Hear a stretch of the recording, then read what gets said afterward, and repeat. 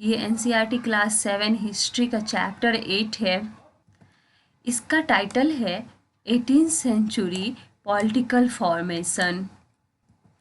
जैसा कि नाम से ही पता चलता है कि 18th सेंचुरी में मुगल पावर कमज़ोर पड़ती गई और सब कॉन्टिनेंट में कई स्वतंत्र राज्यों का उदय होने लगा। इससे मुगल एम्पायर का जो बाउंड्री था वो धीरे धीरे डिक्लाइन होने लगी। यहाँ पर दो मैप दिया गया है। ये मैप है external boundary of the Mughal empire 1700 में, मतलब 18th सेंचुरी के स्टार्टिंग में मुगल का बाउंड्री इस तरह का था। लगभग पूरे सब कॉन्टिनेंट पर इनका शासन चलता था।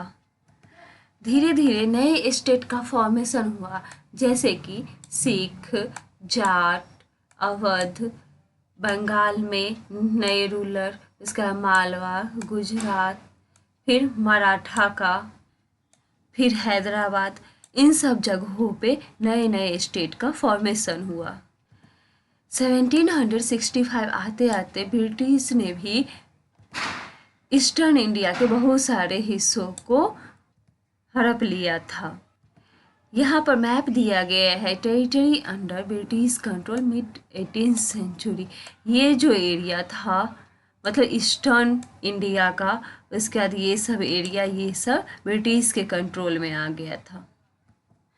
तो ये जो दोनों मैप है ये हमें यही बताता है कि 18th सेंचुरी के दौरान इंडिया में पॉलिटिकल कंडीशन बहुत कम समय में बहुत तेजी से बदलना शुरू हो गया था।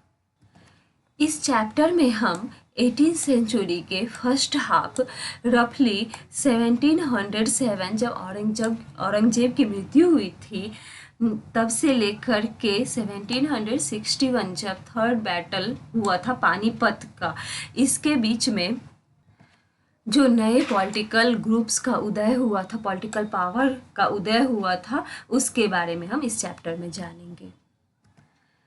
अब है the crisis of empire and the later Mughals.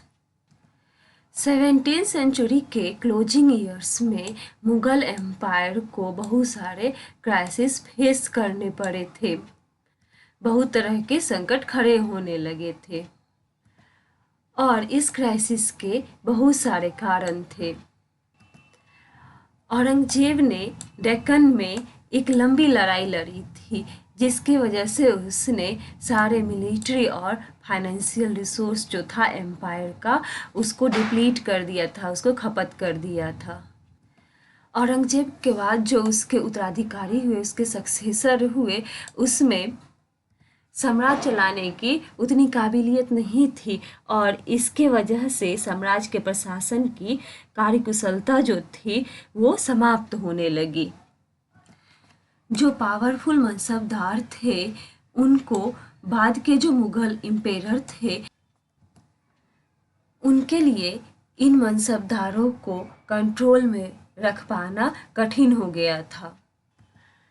Jin nobles को गवर्नर्स यानी कि सूबेदार के रूप में अपॉइंट किया जाता था वो अक्सर रिवेन्यू और मिलिट्री एडमिनिस्ट्रेशन यानी कि दीवानी और फौजदारी दोनों ऑफिस पर कंट्रोल रखते थे और इस वजह से उन्हें मुगल एम्पायर के वास्ट रीजन पर विस्तृत क्षेत्र पर इकोनॉमिक, मिलिट्री और पॉलिटिकल तीनों पावर मिल गई। और जैसे जैसे गवर्नर्स ने प्रोविंस के ऊपर अपना कंट्रोल कंसोलिडेट किया, अपना नियंत्रण सुदृढ़ किया, वैसे वैसे कैपिटल में यानी कि राजधानी में जो पहुंचने वाले रिवेन्यू थे उसमें कमी आती गई। नॉर्दर्न और वेस्टर्न इंडिया के बहुत सारे पार्ट्स में पीजेंट यानी कि किसान और जमींदारों के द्वारा जो विद्रोह किया गया, इसके कारण समस्या और भी बढ़ गई। कभी कभी ये विद्रोह बढ़ते टैक्स के प्रेशर के कारण होते थे, लेकिन कभी कभी जो पावरफुल चिफ्टेंस होते थे शक्तिशाली सरदार सब वो अपने स्थिति को और सुदृढ़ बनाने के लिए विद्रोह करते थे।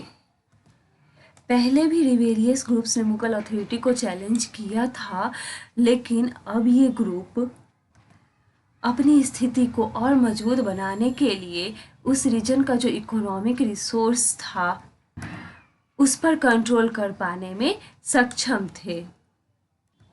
और औरंगजेब के बाद जो मुगल एम्पेरर्स हुए वो पॉलिटिकल और इकोनॉमिक अथॉरिटी को प्रोविंशियल गवर्नर, लोकल चिफ्टेन और जो दूसरे ग्रुप थे उन सब के हाथों में आने से नहीं रोक सके।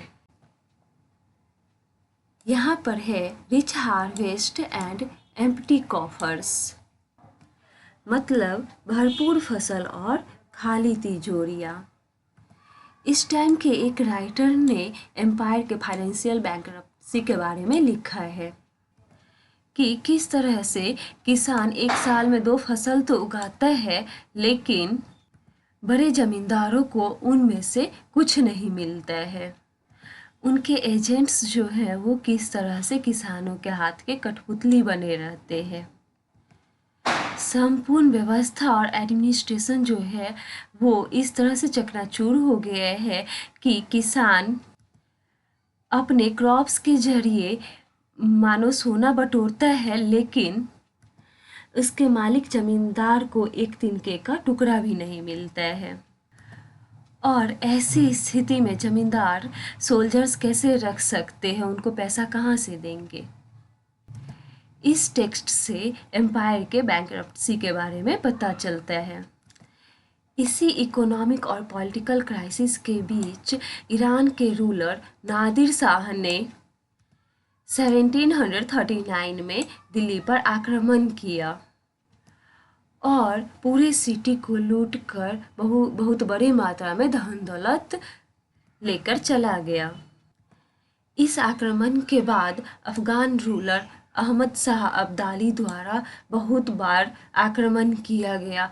नॉर्थ इंडिया में 1748 से लेकर के 1761 के बीच में उसने 5 बार आक्रमण किया। यहाँ पर है नादिर शाह अटैक्स दिल्ली। इसमें उस टाइम के ऑब्जर्वर्स ने नादिर शाह के आक्रमण से हुए दिल्ली में तबाही के बारे में वर्णन किया है। एक ने बताया है कि किस तरह से मुगल ट्रेजरी से धन लूटा गया।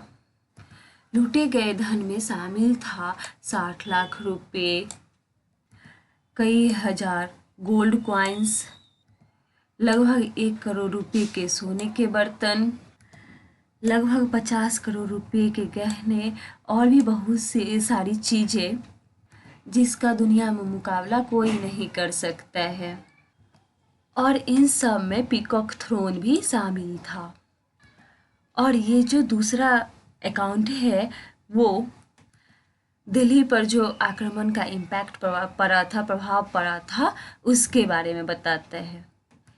एक तो साम्राज्य पे सब ओर से ऑलरेडी प्रेशर बना हुआ था, ऊपर से अलग अलग ग्रुप के जो नोबल्स थे उनके बीच में जो कंपटीशन चल रहा था उससे साम्राज्य और भी कमज़ोर होता गया। नोबल्स जो थे वो 2 ग्रुप में बटे हुए थे, ईरानीज और तुरानीज। तुरानीज जो थे वो तुर्किश डिसेंट के थे, तुर्की मूल के थे। बाद के जो मुगल एम्पेरर्स थे वो इन्हीं दोनों ग्रुप में से किसी एक के हाथ के कठपुतली बने रहे काफ़ी लंबे समय तक। और भी वर्स्ट ह्यूमिलिएशन तब हुआ जब मुगल एम्पेरर्स फारुखसियार और आलमगीर सेकेंड इन दोनों की हत्या हो गई और 2 अन्य एम्पेरर अहमद शाह और शाह आलम सेकेंड इन दोनों को उनके नोबल्स ने अंधा कर दिया।